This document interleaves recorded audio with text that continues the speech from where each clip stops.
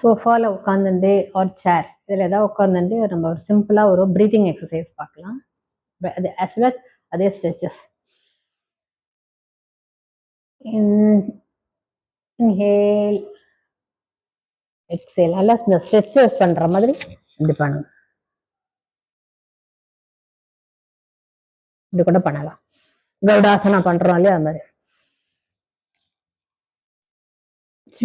Inhale exhale,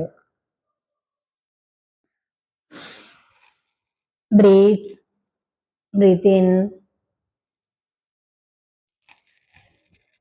stretches, relax.